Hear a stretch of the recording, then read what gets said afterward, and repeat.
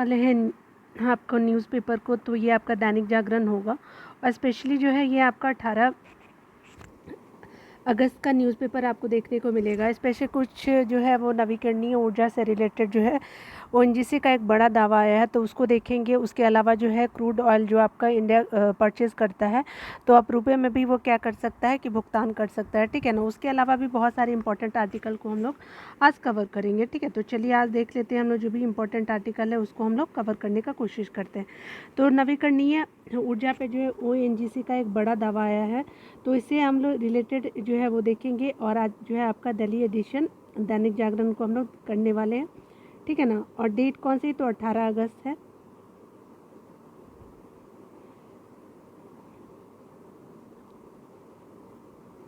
यहाँ पे बताया जा रहा है क्या कि देश की बड़ी जो है वो आपकी ऊर्जा, दो बड़ी जो ऊर्जा कंपनियां हैं एनटीपीसी और कोल इंडिया के बाद अब कच्चे तेल की सबसे बड़ी भारतीय जो है वो कंपनी ओएनजीसी ने भी आपका नवीकरणीय ऊर्जा की राह पकड़ ली। अच्छी बात है, एनटीपीसी तो हो गया, फिर कोल इंडिया हो गया, और ओएनजीसी भी अब जो है नवीकरणीय ऊर्जा का यूज़ करेगी। आगे बताया जा रहा है इस आर्टिकल में कि अगर कंपनी ने वर्ष आपका 2030 तक जो है 10,000 मेगावाट क्षमता की आपकी नवीकरणीय ऊर्जा परियोजनाओं लगाने की क्या की है, घोषणा बनाई है, ठीक है, योजना बनाई है। इसमें जो कंपनी कुल 1 लाख करोड़ जो है वो आपका रुपए का निवेश करेगी, और यह जो है निवेश जो है पारंपरिक ऊर्जा स्रोतों में किए जाने वाले निवेशों से अलग होगी, ठीक है। कंपनी जो है अगले 5 वर्षों में आपका 50,000 करोड़ रुपए का निवेश जो है वो नए तेल और गैस फील्डों की आपके खोज पर करेगी, ठीक है। ओएनजीसी की तरफ से बताया गया कि जिस तरह से भारत सरकार ने आपका उत्सर्जन घटाने और हरित ऊर्जा को बढ़ावा देने की महत्वाकांक्षी योजना को तैयार किया है, उसी दिशा में सरकारी महारत्न कंपनी आगे बढ़ेंगी, ठीक है। और भारत सरकार का जो है 2030 तक जो है वो कार्बन उत्सर्जन में आपका 45% की कटौती करने का भी लक्ष्य रखा गया है। देश को जो है 2030 तक जो है वो आपका नेट जीरो आपका क्या बनाने का लक्ष्य रखा गया है। ओएनजीसी का कहना है कि पिछले 5 वर्षों में जो है वो 17% कार्बन उत्सर्जन कम हो चुका है। बिल्कुल अच्छा बात है। आगे बताया जा रहा है कि हालांकि वर्ष 2038 तक क्या होगा कि हरित ऊर्जा की दिशा में अब ज़्यादा तेज़ी से कदम बढ़ाया जाएगा, और निवेश भी जो है उसी आधार पर बढ़ाया जाएगा। उसके अलावा इसमें आर्टिकल में बताया जा रहा है कि जो देश की दूसरी पारंपरिक ऊर्जा कंपनियां भी धीरे धीरे नवीकरणीय ऊर्जा के क्षेत्र में उतरना शुरू कर चुकी है, ठीक है। ये बहुत ही अच्छा बात है, क्योंकि सबसे ज़्यादा कार्बन उत्सर्जन जो होता है बड़े बड़े आपके औद्योगिक संस्थान से ही होते हैं, ठीक है। एनटीपीसी ने जो है वो वर्ष 2032 तक जो है वो नवीकरणीय ऊर्जा के क्षेत्र में 60,000 मेगावाट बिजली क्षमता स्थापित करने का लक्ष्य रखा है। 2032 तक कितना, 60,000 आपका मेगावाट बिजली क्षमता जो है नवीकरणीय ऊर्जा से आपका जो है वो स्थापित किया जाएगा, ठीक है। आगे देखते हैं कुछ आर्टिकल जो है बचे हुए हैं। यहाँ पे बताया जा रहा है क्या कि अगर बात करें कंपनी 5 वर्षों में जो है 50,000 करोड़ रुपए का निवेश नए तेल और गैस की खोज की में करेगी। उसी के अलावा जो है आपका यहाँ पे हमने इम्पोर्टेंट आर्टिकल भी अभी देखा कि 2030 तक जो है कार्बन उत्सर्जन जो है 45% कटौती करने का जो भारत सरकार का लक्ष्य है। यहाँ पे बताया जा रहा है क्या कि ग्रीनको प्राइवेट आपका लिमिटेड संग कर चुकी है समझौता हरित ऊर्जा की दिशा में आगे बढ़ने के लिए जो है आपका ओएनजीसी एक विस्तृत योजना पर काम कर रही है। इसके तहत वह आपका रिन्यूएबल आपका सेक्टर की कई दूसरी कंपनियों के साथ सहयोग करने की संभावना भी है क्या, और ये तलाश रही है, ठीक है। आगे बताया जा रहा है कि हाल ही में जो है वो ग्रीनको प्राइवेट लिमिटेड के साथ समझौता किया गया है, जो भावी समझौतों को आपका शुरुआत मानी जा रही है। तब बताया गया है कि आपका ग्रीनको प्राइवेट के साथ मिलकर के ओएनजीसी कम से कम आपका 50,000 करोड़ रुपए का जो है निवेश नवीकरणीय ऊर्जा क्षेत्र में क्षमता स्थापित करने में लगाएगी, ठीक है। तो ये हमने इम्पोर्टेंट चीज़ों को देखा। यहाँ पे बताया जा रहा है क्या कि यहाँ पे जो है नए तेल क्षेत्रों की खोज करने पर जो है बना रहेगा ओएनजीसी का फोकस। यहाँ पे बताया जा रहा है कि कंपनी मौजूदा क्षेत्रों से आपका ज़्यादा तेल और आपका गैस उत्पादन करना और क्या है नए तेल कोल फील्डों की खोज करने को जो है वो आपका ओएनजीसी की प्राथमिकता के तौर पर लेती रहेगी, ठीक है। आगे बताया जा रहा है कि कंपनी की योजना है कि वह अगले 5 वर्षों तक जो है हर वर्ष 1 लाख आपका वर्ग हेक्टेयर नए क्षेत्र में तेल और गैस की खोज करे। इस पर जो है हर वर्ष 10,000 करोड़ रुपए का निवेश किया जाएगा, और बताया जा रहा है कि बता दें कि पिछले एक दशक से ओएनजीसी के घरेलू तेल एवं आपका गैस फील्डों से होने वाले उत्पादन में कमी रही है। ठीक है, जून 2023 में ही आपकी कंपनी की केजी बेसिन फील्ड आपका स्थित जो है वो केजी बेसिन स्थित फील्ड में नया उत्पादन हो गया है, उससे जिससे कि अगले वर्ष में आपका घरेलू उत्पादन में आ रही कमी की रफ्तार थम जाएगी। ठीक है, और बताया जा रहा है कि और इसमें इजाफा भी आपको देखने को मिलेगा। ठीक है ना। चलिए, एक यहाँ पे इम्पोर्टेंट आर्टिकल आया है कि जो है अब भारत जो है कई देशों के साथ जो है मुक्त व्यापार समझौते कर चुका है। तो देख लेते हैं कई और देशों के साथ मुक्त व्यापार समझौते की तैयारी। यहाँ पे बताया जा रहा है कि भारत की आपकी विकास गति और भारतीय बाजार के आकार को देखते हुए जो है देखते हुए कई देश भारत के साथ क्या कर रहे हैं कि मुक्त व्यापार समझौता FTA करने में क्या है दिलचस्पी दिखा रहे हैं। ठीक है, फिलहाल भारत, पेरू और चिली जो आपका दक्षिण जो अमेरिका का देश पेरू और चिली जैसे देशों संग आपका FTA वार्ता शुरू करने जा रहा है। ठीक है, तो याद रखिएगा कि अब पेरू और बाद में आपको चिली भी हो सकते हैं। वाणिज्य और उद्योग मंत्रालय के एक अधिकारी के मुताबिक बताया जा रहा है कि बांग्लादेश, श्रीलंका जैसे कई देश जो है भारत से FTA की इच्छा जाहिर कर चुके हैं, लेकिन जल्द ही देश की रणनीतिक जरूरतों को देखते हुए दक्षिण अमेरिका के देश पेरू और चिली के साथ FTA वार्ता शुरू होने जा रही है। और दोनों ही देशों के साथ क्या होगा कि भारी मात्रा में क्रिटिकल खनिज पदार्थ हैं। ठीक है, जिनकी ज़रूरत जो है इलेक्ट्रॉनिक वाहनों की बैटरी से लेकर के सेमीकंडक्टर आपका निर्माण में जो होती है। ठीक है, सामान्य तौर पे FTA के तहत जो है दोनों देश यानी आपका वस्तु और सेवा के आपका आयात निर्यात के जो है शुल्क को क्या करेंगे समाप्त कर देते हैं। ठीक है, और आगे बताया जा रहा है क्या कि यहाँ पे जो है कि समाप्त कर देते हैं, उसके अलावा जो है या फिर शुल्क को क्या करते हैं काफ़ी कम कर देते हैं। इससे दोनों देशों को क्या होता है कि व्यापार में तेज़ी आती है। ठीक है, इन दोनों जो है वो इन दिनों ब्रिटेन के साथ भारत के FTA वार्ता अपने अंतिम दौर में है और इस साल के अंत तक जो है ब्रिटेन के साथ जो है FTA होने की उम्मीद की जा रही है। ठीक है, कनाडा और यूरोपीय यूनियन के साथ भी भारत की FTA वार्ता चल रही है। ऑस्ट्रेलिया के साथ भारत अपने FTA दायरे को बढ़ाने के लिए वार्ता कर रहा है। ठीक है, तो ये हमने इम्पोर्टेंट आर्टिकल देखा आपको FTA लागू करने के साथ आपका विभिन्न देशों के साथ। ठीक है, तो चलिए आगे हम लोग इम्पोर्टेंट आर्टिकल को देखते हैं। इम्पोर्टेंट एक आर्टिकल है कि क्रूड का भुगतान रुपए में करने पर रास्ता खुला। ठीक है, तो देखते हैं यहाँ पे क्या हुआ। यहाँ पे बताया जा रहा है कि UAE के साथ जो है जिसको आप हम लोग संयुक्त अरब अमीरात कहते हैं के साथ पहली बार स्थानीय मुद्रा में आपका क्रूड खरीद होने के बाद जो है अब भारतीय तेल कंपनियों के लिए एक अहम जो है रास्ता खुल गया है। कुछ दूसरे देशों से भी आयातित क्रूड का भुगतान रुपए में करने की बात चल रही है। आगे बताया जा रहा है कि जिन देशों के साथ जल्द ही इस बारे में आपका सौदा होने की संभावना है, इसमें अफ्रीका देश जो है वो अल्जीरिया, अंगोला और गैबोन भी शामिल है। आगे बताया जा रहा है कि अंगोला भारत को जो है सबसे ज़्यादा तेल आपूर्ति करने वाला शीर्ष 10 देशों में आपका शामिल है, जबकि हाल ही के वर्षों में जो है भारतीय कंपनियों ने आपका गैबोन और कार्गो जैसे छोटे देशों से भी आपका क्रूड खरीदना शुरू किया है। दक्षिण अमेरिकी आपके देश गुआना से भी आपका भारत क्रूड जो है आपूर्ति के लिए दीर्घकालिक करार करने को इच्छुक है और इसका जो भुगतान भी रुपए में करने की बात हुई है। ठीक है, अगर भारत कुल आयातित तेल के एक छोटे हिस्से का भुगतान भी गैर डॉलर में करना शुरू कर दे तो इसका इकोनॉमी पे क्या होगा सकारात्मक असर पड़ेगा और भारत सबसे ज़्यादा डॉलर का भुगतान कच्चे तेल की आयात पर करता है।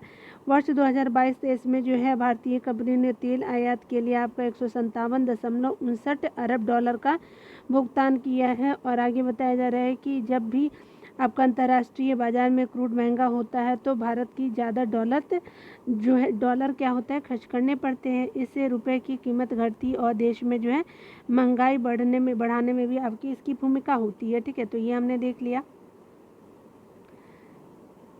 चलिए यहाँ पे देख लीजिए एक चीज़ और है जो आपका सऊदी अरब के साथ, तो अभी तो हम लोग UAE के साथ देखा हमने और यह भी हम देखेंगे सऊदी अरब जैसे देशों संग आपका संग जो है रुपए में कारोबार मुश्किल। देखिए क्या रीज़न है सूत्र बताते हैं कि सऊदी अरब, इराक और नाइजीरिया जैसे बड़े आपके तेल आपूर्ति देशों में फ़िलहाल स्थानीय मुद्रा में कारोबार की डगर थोड़ी मुश्किल है। हालांकि अंगोला, कांगो और गुआना, अल्जीरिया जैसे देश जो है रुपए में क्रूड का भुगतान करने में क्या हो गया कि स्वीकार करने को तैयार है। इसकी वजह यह है कि ये जो है देश भारत से काफ़ी जो है सामान आयात करते हैं। ये छोटे देश भी डॉलर की कमी से जूझ रहे हैं। पिछले एक वर्ष के दौरान जो पीएम मोदी ने विदेश मंत्री एस जयशंकर और वाणिज्य एवं उद्योग मंत्री पीयूष गोयल की दूसरे देशों के समकक्षों के साथ होने वाली वार्ता जो है रुपए में कारोबार अहम मुद्दा रहा है। ठीक है, तो इम्पोर्टेंट आर्टिकल जो हमने देखा, ठीक है ना। तो चलिए आगे हम लोग देखते हैं कुछ इम्पोर्टेंट आर्टिकल को। आज हम लोग देखेंगे बीपीएससी से रिलेटेड मेंस के लिए ये जाति जनगणना का जो सच है उसको देखेंगे कि क्या आपका पटना हाई कोर्ट ने बीते दिनों जो है वो बिहार में आपका जाति जनगणना पर मोहर लगा दी। ठीक है, और अब देखना यह है कि सुप्रीम कोर्ट इस मामले में क्या निर्णय सुनाता है। ठीक है, तो चलिए इंपॉर्टेंट आर्टिकल को देख लेते हैं और ये नीलू रंजन जी के द्वारा लिखा गया है। और एक चीज़ मैं बता दूँ कि बीपीएससी का जब आप मेंस लिखेंगे तो इस पर आपको बहुत ही इंपॉर्टेंट रोल अदा करेगा। पटना हाईकोर्ट के निर्णय के बाद जो है बिहार में जाति जनगणना का रास्ता साफ हो गया है। जैसे आपका बताया जा रहा है कि वैसे बिहार सरकार इसे जातीय जो है वो सर्वे बता रही है और बिहार को सभी पार्टियां जो है हाईकोर्ट के आपके निर्णय का स्वागत कर क्या कर रही है कि स्वागत कर रही है, यानी कि ये जातियां जो हैं वो जनगणना के पक्ष में है। लेकिन बड़ा सवाल यह है कि जातीय जनगणना पिछली सदी के अंतिम 2 दशक जैसे आपके सामाजिक न्याय की राजनीति का आधार बन सकेगा। ठीक है, ऐसा नहीं है कि बिहार सरकार पहली बार जातीय आपका जनगणना करा रही है। मनमोहन सिंह सरकार ने आपके राष्ट्रीय स्तर पर 2011 की जनगणना के साथ जातीय जनगणना कराई थी।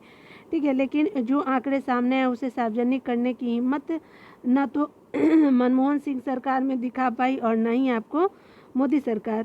ठीक है बिहार में जातीय जनगणना के निहितार्थ की अगर बात करें तो यहाँ पे बताया जा रहा है कि इसकी संभावित जो है वो आपके राजनीतिक असर के विश्लेषण के पहले यह जानना जरूरी है कि 2011 की जातीय जनगणना में ऐसा कौन सा सच सामने आया जिसका कि सामना करने की हिम्मत कोई भी सरकार नहीं दिखा पाई है। यदि आपका जातीय जनगणना के आंकड़े जारी कर दिए जाते हैं तो पिछले 75 वर्षों में आपका जातीय समीकरणों में खड़ी की गई राजनीति के लिए यह आपका खतरनाक साबित होता है। ठीक है, आपको बताया जा रहा है कि वर्ष 1980 में मंडल आयोग की आपका जो रिपोर्ट के बाद जो है वो आपका आरंभ हुई आपके पिछड़ों की राजनीति 1931 के आपके जातीय जनगणना के आंकड़ों पर टिका रहा। वर्ष आपका 1931 की आपके जनगणना में देश में जो है कुल आपका 4147 आपका जातियों का रिकॉर्ड किया गया है। बताया जा रहा है कि लेकिन आपका 2021 की जनगणना में आपका जातियों की संख्या 46 लाख से अधिक पहुंच गई है। इससे क्या हुआ है कि आपकी बड़ी संख्या में उपजातियों और अन्य छोटे छोटे समूहों ने स्वयं की जाति के रूप में प्रस्तुत किया है। बड़े जातियों की इर्द गिर्द बनाए गए सामाजिक समीकरणों में इतनी बड़ी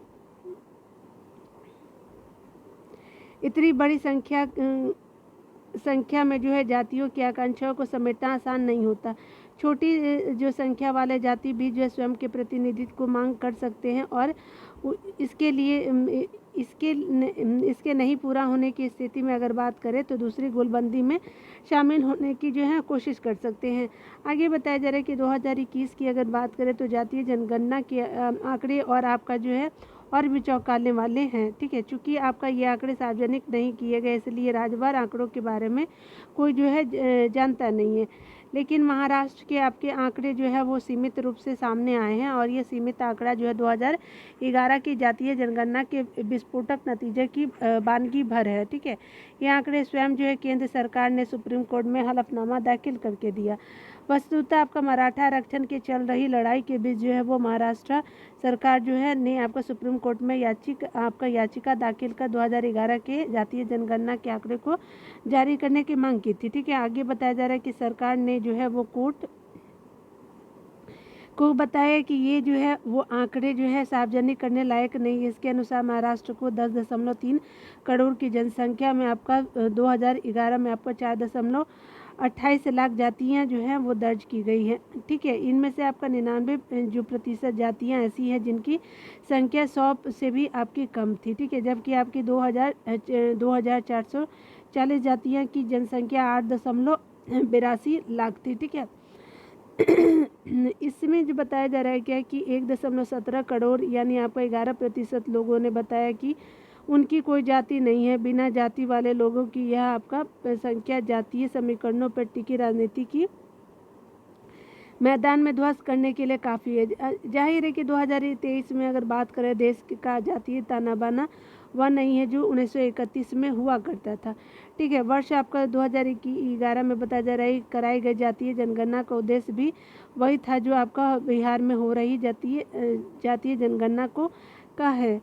आगे बताया जा रहा है कि ओबीसी की सही जनसंख्या और उनकी आर्थिक सामाजिक स्थिति का पता लगाकर उनके उत्थान के लिए जो है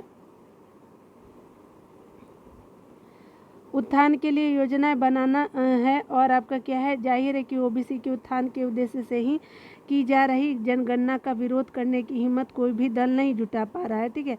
विपक्षी जो गठबंधन INDAI जो है INDAI ने तो आपको सत्ता में आने की स्थिति में आपका पूरे देश में जातीय जनगणना कराने को है अपने एजेंडे में जो है सबसे ऊपर रखा है। केंद्र सरकार ने आपका भले ही 2021 को लंबित जनगणना में जातीय जनगणना को नहीं शामिल करने का निर्णय लिया है और लेकिन बिहार में यह आपका जातीय जनगणना का समर्थन कर रही है। ठीक है। आगे बताया जा रहा है कि 2011 की जातीय जनगणना के आंकड़ों से आपका सभी पार्टियों को सचेत होने की ज़रूरत है और वर्ष 1990 के मंडल आयोग की रिपोर्ट के आने और 1991 में ओबीसी आरक्षण को पूरे देश में लागू करने के समक्ष का जो है भारत पिछले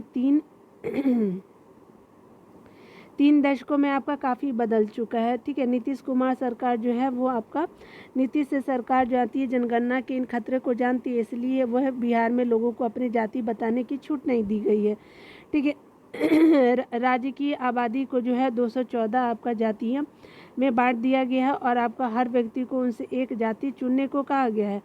सूची में एक आपका जो है वर्ग अन्य भी रखा गया है और अन्य वर्ग में वे भी आ सकते हैं जो है आपका 214 जातियों से अलग जाति को मानते हैं या स्वयं को बिना जाति के मानते हैं।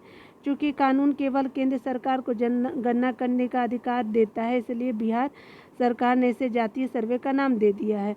हाई कोर्ट के हरी झंडी मिलने के बाद जो है उसकी कानूनी वैधता की जो है परीक्षा सुप्रीम कोर्ट में होगी। ठीक है। तो यहाँ पे हमने इम्पोर्टेंट आर्टिकल को यहाँ पे देखा कि क्या जो है सच है। ठीक है ना। चलिए आगे देखते हैं।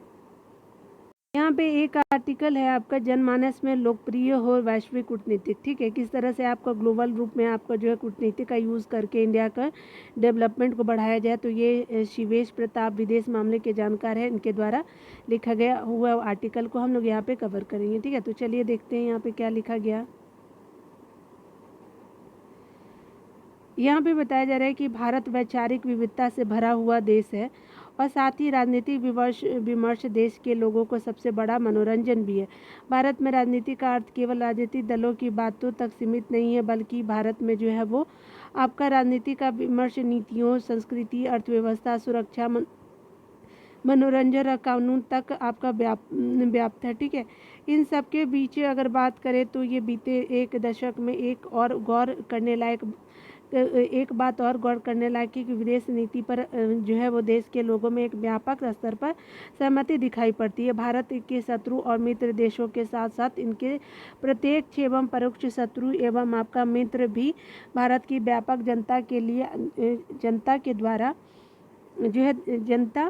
के द्वारा बेहतर ढंग से समझे जाते हैं। यहाँ पर जो है एक मत होने का अर्थ केवल विदेशी नीति के विशेषज्ञों और शिक्षित लोगों से नहीं है, अपितु भारत के जो है बड़े शहरों से लेकर के गांव में आपके बसे हुए सामान्य लोगों तक से है। इन्हें आपका प्रत्यक्ष रूप से इन विदेशी संबंधों से कुछ भी लेना देना नहीं है। पिछले एक दशक में जो है में हुआ यह परिवर्तन जो है वास्तव में मोदी सरकार की एक बड़ी उपलब्धि है, जो यह बताती है कि अंतर्राष्ट्रीय स्तर पर जो है भारत के संबंधों की स्थिति देश में आम जनता तक पहुंचाई जा रही है। देश की आज़ादी के बाद अगर बात करें भारतीय जनमानस के लिए अंतर्राष्ट्रीय मुद्दे अधिक महत्वपूर्ण नहीं होते थे। अंतर्राष्ट्रीय विषयों पर केवल जो है वो सरकारी तंत्र आपका कार्य करती थी, परंतु आम जनमानस इस विषय के प्रति उतना सजग नहीं था। ठीक है, पहले विशेषज्ञों की लगता था कि आपका विशेषज्ञों को लगता था कि आम जनमानस के लिए गरीबी, भुखमरी और बेरोजगारी महत्वपूर्ण मुद्दे हैं। साथ ही आपका जो है भारतीय जो है वो विदेश नीति उनके लिए अहम मुद्दा नहीं है। ऐसे में विशेषज्ञ भी तथाकथित एलीट वर्ग की ही राय पर जो है अधिक फोकस करते थे। प्रसिद्ध शोध आपका संस्था जो है ऑब्जर्वर रिसर्च फाउंडेशन द्वारा जो है वर्तमान भारतीय विदेश नीति को जो है लेकर के देश के युवाओं के बीच हाल ही में एक सर्वे किया गया। इस अध्ययन में आपको एक तरफा रूप से कई विषयों पर आपका लोगों का एक मत पाए गए, जैसे चीन और पाकिस्तान के रूप में भारत के पड़ोसी शत्रु और रूस के साथ जो है भारत का नैसर्गिक मित्र के बारे में है। भारत रूस मैत्री के साथ लोग सीमित आर्थिक अनुबंधों पर भी आपका चिंतित दिखे तो वहीं दूसरी ओर जो है रूस एवं आपका चीन की गहरी दोस्ती भारतीयों के चिंतित करती है। लोगों के द्वारा जो भारत और अमेरिका के संबंधों पर सकारात्मक रूप दर्शाया गया है। ठीक है, तो आगे देखते हैं हम।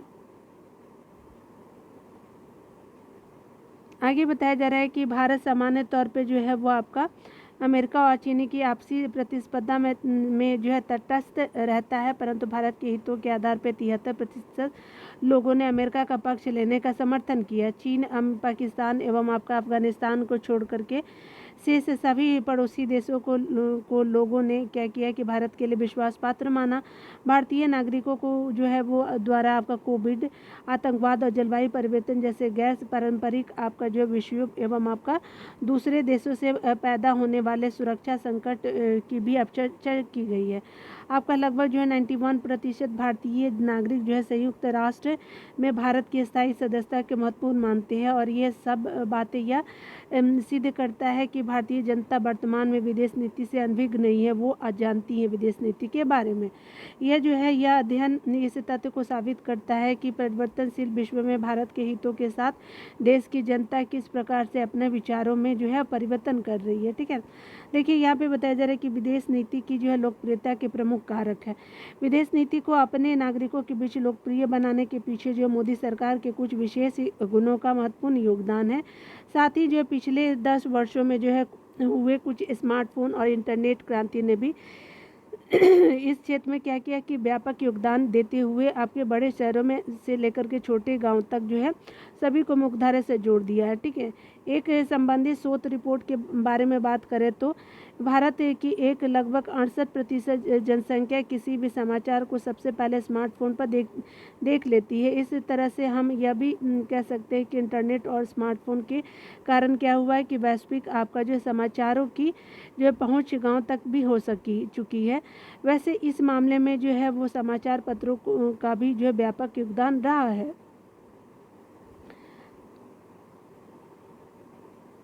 उसके अलावा है जो जिसे लोग किसी विषय विशेष पर तथ्यात्मक और व्यापक जानकारी प्राप्त करने के लिए आवश्यक रूप से पढ़ते हैं। डायस्पोरा पॉलिटिक्स को देखते हैं तो केंद्र सरकार की आपकी विदेश नीति की यह महत्वपूर्ण अंग है कि प्रधानमंत्री मोदी जब भी किसी अंतर्राष्ट्रीय यात्रा पर जाते हैं वहाँ रहने वाले भारतीय मूल के लोगों से क्या करते हैं तो संवाद अवश्य करते हैं।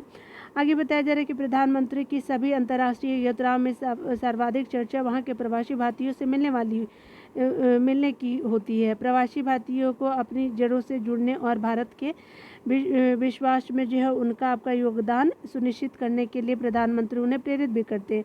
दशकों तक जो है भारत सरकार का संवाद प्रवासी भारतीयों के साथ नहीं के बराबर रहा। पहली बार यह संवाद अटल बिहारी वाजपेयी के कार्यकाल में जो है वो प्रारंभ हुआ। वर्तमान सरकार ने प्रवासियों के साथ व्यापक संवाद कायम करते हुए देश के विकास में उनके योगदान को सुनिश्चित किया है। ठीक है, वस्तुतः नरेंद्र मोदी जो है वो मोदी प्रवासी भारतीयों को ब्रेन ड्रेन के बजाय ब्रेन गेन आपका समझते हैं। ठीक है, आज संसार के 136 देशों में आपका फैले लगभग 8 करोड़ लोगों को का एक मजबूत समूह सालाना $87 आपका भारत भेजता है, ठीक है। सोचिए भारत में जो है वो साथ ही प्रवासी भारतीय जिस देश में है वहाँ की अर्थव्यवस्था में भी बढ़ चढ़ कर योगदान दे रहे हैं। जैसे यूके की जनसंख्या में मात्र 1.8% का योगदान देने वाले भारतीय वहाँ की जीडीपी में 6% का योगदान देते हैं। इतना ही नहीं, आपको बताया जा रहा है क्या कि भारतीय प्रवासियों ने विश्व भर में आपका भारत का सांस्कृतिक राजदूत बनकर के देश के प्रति कायम नकारात्मक विचारों को सकारात्मक बिंदुओं में बदलने का क्या किया है, कार्य किया है, ठीक है ना। चलिए आगे देखते हैं हम लोग। आगे बताया जा रहा है कि वर्तमान सरकार द्वारा विदेश नीति में आपका भारत की सफलताओं को अपने राजनीतिक अभियानों में भी बढ़ चढ़ कर के सराहा गया है और जनता के चुनावी रुझान को जो है वो इन नीतियों के ने आपके बड़े स्तर पे प्रभावित भी किया है। अगर एग्जाम्पल के तौर पे देखें तो पुलवामा आतंकी हमले के बाद किए गए एयर स्ट्राइक ने आम जनमानस को संतुष्ट किया है। लिहाजा मतदाता चुनाव के समय अब घरेलू मुद्दों के अलावा आपका राष्ट्रीय सुरक्षा एवं विदेशी नीति से संबंधित मामलों को भी ध्यान में रखता है, ठीक है। तो ये इंपॉर्टेंट आर्टिकल था जिसको हमने यहाँ पे कवर किया, ठीक है। चलिए यहाँ पे आगे एक और आपका अंतर्राष्ट्रीय कूटनीति का स्वर्ण युग को देखते हैं। ये इम्पॉर्टेंट है, कुछ चीज़ें आपको जानना चाहिए और मुझे भी, चलिए जो मैं आपके साथ शेयर कर रही हूँ। भारत जैसे देश के प्रधानमंत्री पद पर आसीन होने के कारण जो बातें नरेंद्र मोदी नहीं कह पाते हैं, कई बार उन्हें वैश्विक स्तर पर संप्रेषित करने का कार्य जो है एस जयशंकर करते हैं, क्योंकि वे विदेश मंत्री हैं। अपने लंबे आपका क्या वैश्विक कार्य अनुभव के आधार पर अगर बात करें, जिस प्रकार से डॉक्टर एस जयशंकर जो है भारतीय हितों की बातें बहुत ही संतुलित रूप से आपके वैश्विक मंचों पे करते रहते हैं, आपका उससे क्या होता है कि न केवल क्या होता है कि आपका भारतीय जनमानस अपितु विश्व के कई अन्य देश भी समझते और सराहते हैं। यूक्रेन और रूस के बीच जारी युद्ध के संदर्भ में जब जयशंकर से आपका क्वाड देशों के एकमत होने की बात कही गई तो उन्होंने पाकिस्तान एवं अफगानिस्तान के मुद्दे पर जो है क्वाड सदस्यों को मत विभिन्नता की बात को उठाकर भारत के पक्ष को बहुत ही तर्कपूर्ण रूप से आपका रखा। उन्होंने कहा कि क्वाड के सदस्य जो भारत के नक्शे को अपनी स्वीकृति नहीं देते हैं, उनके साथ सभी मंचों पर एक मत कैसे रहा जा सकता है। चीन के साथ जो है भारत की क्षेत्रीय संप्रभुता को सुनिश्चित सुनिश्चित करते रहने से आपका क्या होगा कि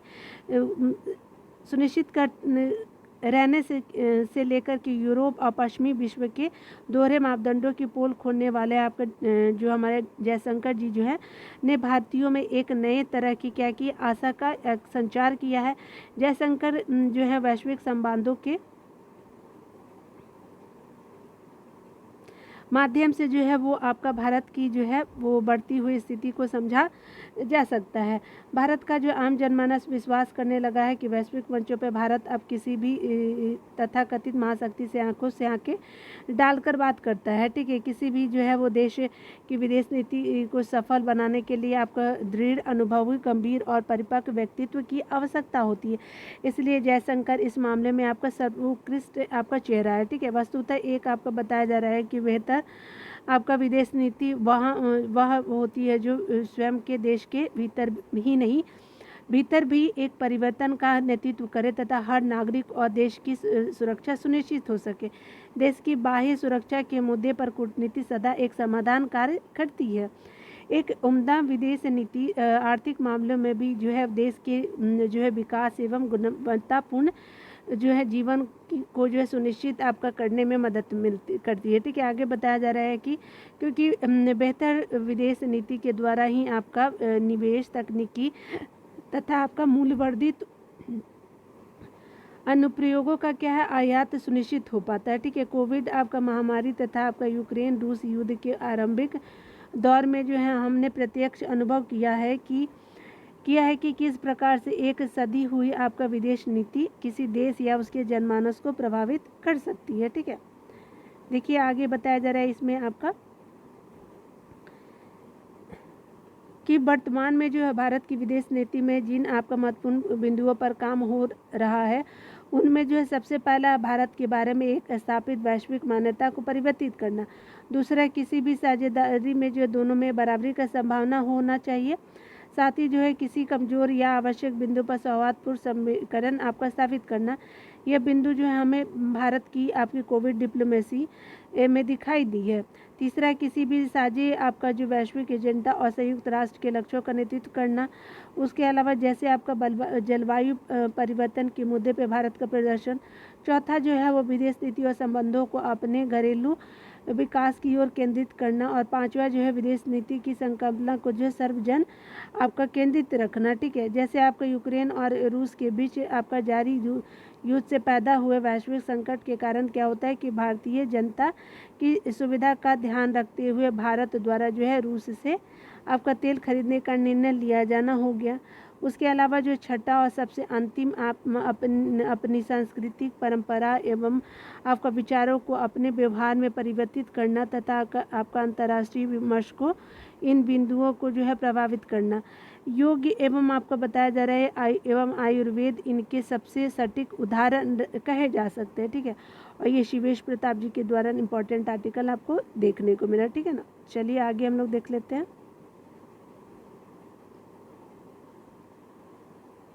एक इम्पॉर्टेंट आर्टिकल जो है न्याय की दिशा में आपको प्रभावी पहल है, और ये दिव्य कुमार श्रोती जी के द्वारा इम्पोर्टेंट एडिटोरियल को लिखा गया आर्टिकल को। तो चलिए इम्पोर्टेंट आर्टिकल है उसको हम लोग देखते हैं कि कानून से रिलेटेड क्या बातें आपको जाननी चाहिए और मुझे भी। भारत को जो है वो ब्रिटिश राज के कानूनों से मुक्ति दिलाने की दिशा में सरकार ने ऐतिहासिक कदम उठाए। इसके तहत गृह मंत्री आपका अमित शाह ने आपका संबंधित कानून से जुड़े विधेयक लोकसभा में प्रस्तुत किए। इस मामले में जो है वो आपका भारतीय दंड संहिता को बदल करके भारतीय न्याय संहिता किए जाने का है। जो आपका क्या है, भारतीय दंड संहिता को भारतीय न्याय संहिता आपका किए जाने का प्रस्ताव है। इसी के साथ जो है वो दंड प्रक्रिया संहिता हो गया, जिसका अधिकांश भाग जो अंग्रेजों के ज़माने के थे के स्थान पर भारतीय नागरिक सुरक्षा आपका संहिता लाई जा रही है। अत्यधिक आपका महत्वपूर्ण और आम जनमानस को जो प्रभावित करने वाले इन विधेयकों को जो है वो फिलहाल जो है संसद की अस्थायी समिति के पास भेज दिया गया है। दशकों तक जो है वो आतंकवाद के भुक्तभोगी रहे भारत के मुख्य दंडात्मक कानून में अभी तक जो है कतिपय राजनीतिक कारणों के चलते आतंकवाद की कोई परिभाषा ही आपकी नहीं थी। ठीक है, अब प्रस्तावित आपका भारतीय न्याय संहिता आतंकवाद और आपका आतंकवादी कृत्यों को एक व्यापक परिभाषा देती है, और ऐसे में जो है किसी कृत्यों के साथ जो है कृत्यों के द्वारा किसी को की आपकी मृत्यु हो जाने पर आपका न्यूनतम दंड आजीवन कारावास जो है वो निर्धारित करती है। इसके दौरान जो है जिसके दौरान क्या होता है अपराधी को पैरोल भी नहीं मिल सकेगी। ठीक है, यह आपको बताया जा रहा है कि यह अत्यंत ही क्या होती है स्वागत योग्य प्राविधान है। इसके साथ ही जो है संवेदनशील आधारभूत ढांचे पर जो है हमले को भी आतंकवादी कृत्य की जो है श्रेणी में रखा गया है। आगे बताया जा रहा है कि ऐसी किसी आतंकी कृत्यों में किसी की मृत्यु न होने की स्थिति में जो है न्यूनतम 5 वर्ष के कारावास का प्राविधान रखा है, जिसे बढ़ा करके 7 वर्ष से आपका अधिक कर दिया जाना चाहिए। साथ ही आपका ऐसे मामले में भी आपको क्या है तो आपको पेरोल का प्राविधान न हो, ताकि आतंकी किसी भी प्रकार से प्रतिक्रियात्मक लाभ न उठा सके, क्योंकि 7 वर्ष तक की सज़ा के मामले में भारतीय न्यायपालिका से आगे जाने वाले कई फैसलों का रुझान प्रक्रियात्मक आपका क्या होती है बिंदुओं पर लचीला रहा है। प्रस्तावित आपके कानून संगठित अपराध पर जो है चोट करते हुए पहली बार जो है मुख्य दंडात्मक विधि में संगठित आपका अपराध की भी एक व्यापक परिभाषा देता है, जिसके अंतर्गत जो है 3 या उससे अधिक आपका जो है वो व्यक्तियों द्वारा संचालित सतत आपराधिक आपका गतिविधियों को इससे आपके अपराध की श्रेणी में रखा गया है। और साइबर और आपका आपराधिक जो है वो अपराध जो साइबर हो गए एवं आपका आर्थिक अपराधों को भी जो है इससे शामिल किया गया है। इस परिभाषा को और धार देने के लिए जो है सतत आपराधिक गतिविधियां माने जाने के लिए जो है ऐसे आपराधिक सिंडिकेट के विरुद्ध इस जो है विरुद्ध 10 साल की अवधि में आपका 2 आरोप पत्रों पर जो है न्यायालय द्वारा संज्ञान लिया जाना काफ़ी होगा। इसका प्रस्ताव यह होगा कि दर्जनों आपराधिक मुकदमे दर्ज होने पर भी आपका माफिया सरगनाओं के बाहर घूमने का जो है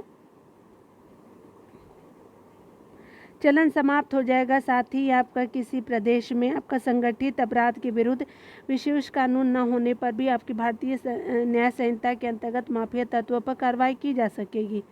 आगे बताया जा रहा है कि भीड़ द्वारा आपका घृणा के कारण जो है वो हत्या एवं आपका मॉब लिंचिंग के विरुद्ध पहली बार जो है सजा के विशेष प्रावधान किए गए हैं, जिसके अंतर्गत न्यूनतम 7 वर्ष कारावास से लेकर के मृत्यु दंड तक की सजा हो सकती है। मॉब लिंचिंग की घटनाएं को लेकर के मोदी सरकार पर आपका राजनीतिक हमले होते रहे हैं, लेकिन यह आपका सरकार की इस अपराध के विरुद्ध कड़ा कानून लेकर आ रही है। ठीक है ना। मोदी सरकार ने जो है शाहीन बाग CAA विरोधी आपका दंगे और आपका 26 जनवरी को किसान आंदोलन के नाम पर गणतंत्र दिवस के परेड के समय लाल किले पर जो है आपका खालिस्तान समर्थकों के उपद्रव को झेला है।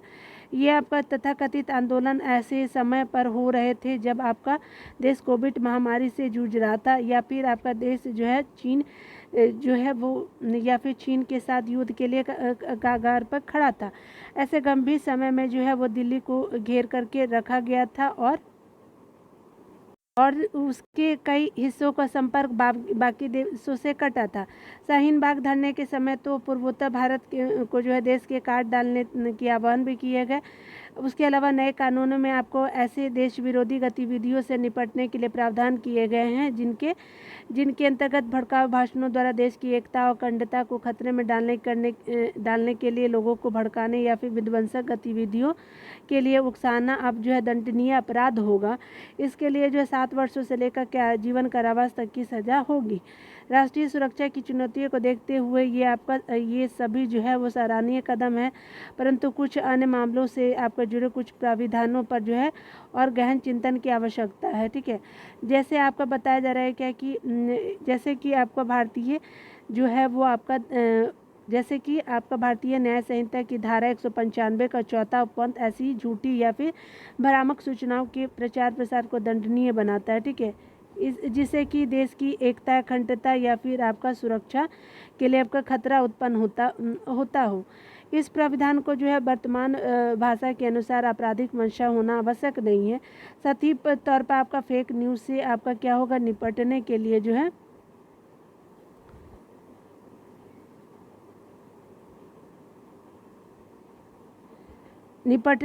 जो है वो आपका अच्छा प्राविधान लगता है। मगर इंटरनेट मीडिया के इस दौर में इस पहलू के आपका राजनीतिक दलों द्वारा आपका दुरुपयोग किया जाने की आशंका है। अक्सर जो है वो सरकारें कई घटना को दबा देना जो है वो चाहती है और उनसे जुड़े समाचारों को जो फर्जी बताकर अपने हित साधती है। ऐसे में प्रश्न यह है कि फेक न्यूज़ क्या है और क्या नहीं है, यह आपको कौन तय करेगा। पूर्व में जो है वो आपका सूचना प्रौद्योगिकी अधिनियम की धारा 66(1) का जो है ऐसा दुरुपयोग देखा जा चुका है।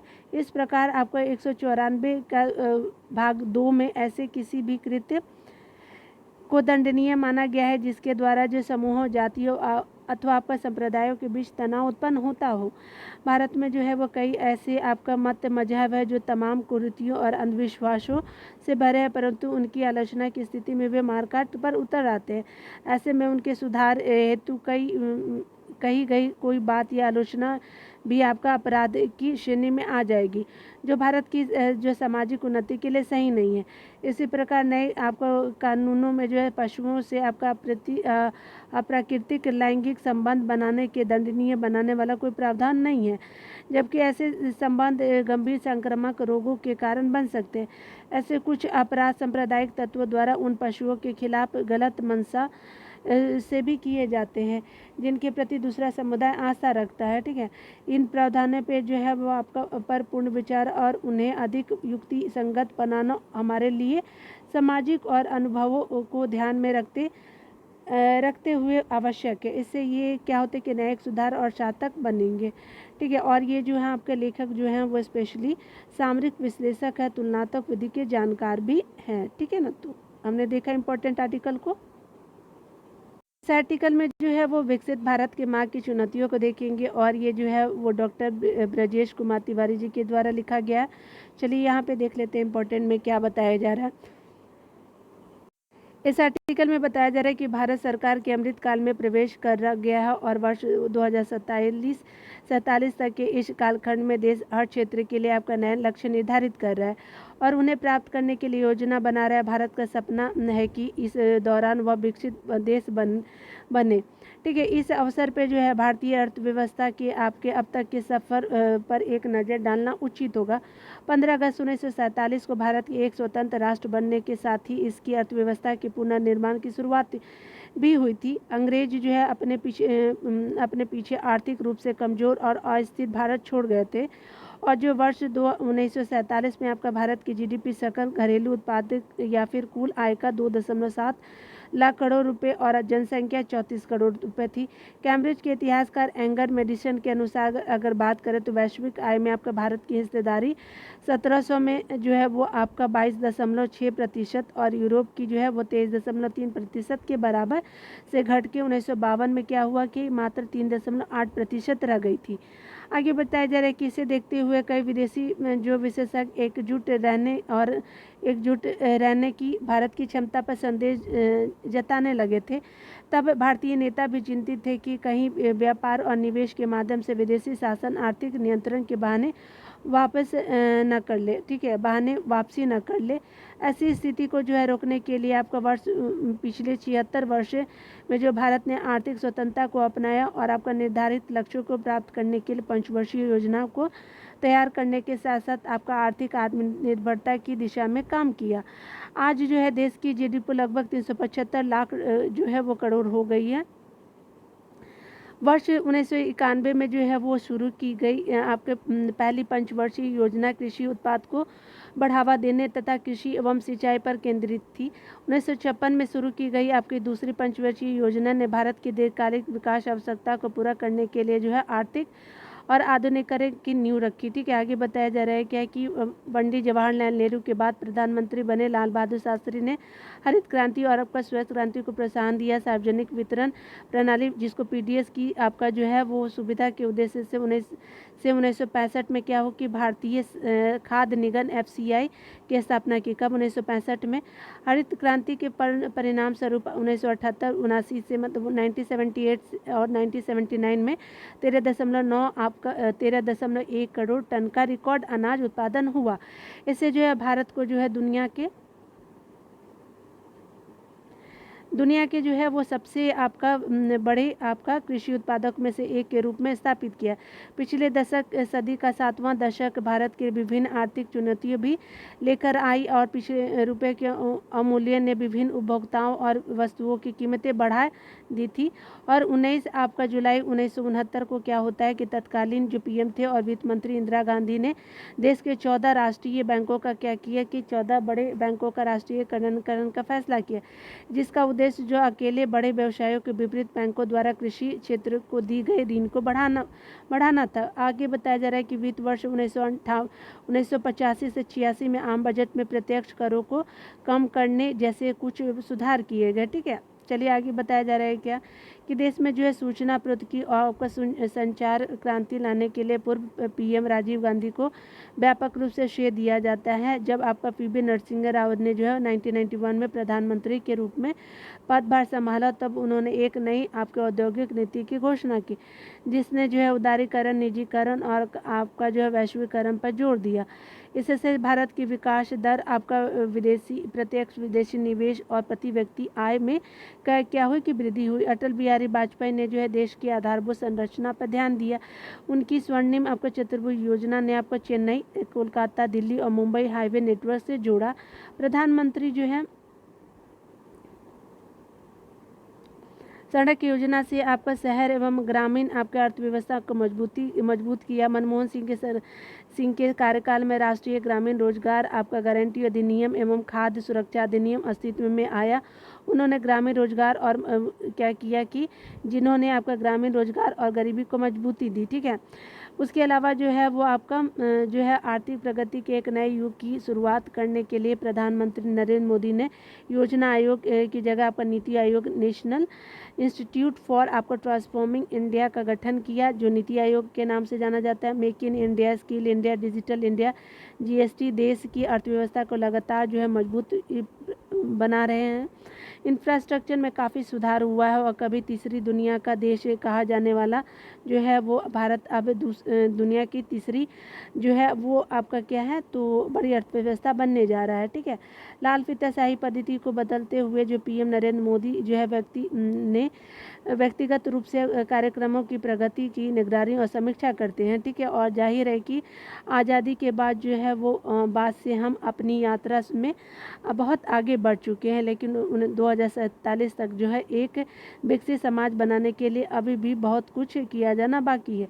स्वतंत्रता के बाद जो है भारत की आबादी में 1 अरब से अधिक लोग जुड़े हैं, पर अधिकांश क्रय शक्ति कुछ लोगों तक ही सीमित है। आर्थिक असमानता भी देश के सामने जो है वो बड़ा मुद्दा है। आज हम कृषि के मामले में आत्मनिर्भर है, लेकिन किसान इस पेशे से बाहर जा रहे हैं। साक्षरता दर के मामले में उल्लेखनीय प्रगति हुई है, और किंतु उच्च शिक्षा की गुणवत्ता अभी भी आपकी प्रमुख चिंता का कारण है। शीर्ष 100 QS वर्ल्ड यूनिवर्सिटी रैंकिंग में जो है भारतीय विश्वविद्यालय का संस्थान नहीं है। देश के सामने रोजगार आपका सृजन का मुद्दा भी आपका महत्वपूर्ण है। प्रति 1000 लोगों पे जो है केवल 0.7 डॉक्टर है, और जो है वो जबकि आपका WHO का कहना है कि 1000 लोगों पे जो है 2.5 डॉक्टर होने चाहिए। आगे बताया जा रहा है कि दुनिया में सबसे आपके बड़ी जो युवा आबादी के साथ भारत नए कीर्तिमान स्थापित कर सकता है यदि इसके युवा उचित कौशल और शिक्षा से सुसज्जित हो जाए। तब सरकार ने निर्णयों के साथ साथ बहुत आपकी हद तक हम लोगों के बदलाव को इच्छा पर भी निर्भर करेगा कि हम अगर बदलना चाहे तभी बदलेंगे। और लेखक जो है राइटर जो है JNU की अटल मैनेजमेंट स्कूल में जो है वो प्रोफेसर है। ठीक है, तो इनके द्वारा इम्पोर्टेंट आर्टिकल को हमने देखा। ठीक है, तो आप बहुत लेट हो चुका है आपको वीडियो बनाने में, इसके लिए मैं सॉरी बोलती हूँ। प्लीज़ आप सपोर्ट कीजिएगा, ठीक है ना, क्योंकि मेरे को और भी बहुत सारी रिस्पॉन्सिबिलिटी है, तो इसके लिए मैं सॉरी बोलती हूँ। लेकिन मैं कोशिश करती हूँ कि फास्टली आपको वीडियो प्रोवाइड करूँ। तो आपका वीडियो देखने के लिए बहुत बहुत थैंक यू। मिलते हैं अगले वीडियो में, तब तक खुद का ख्याल रखिए और पढ़ते रहे। Take care.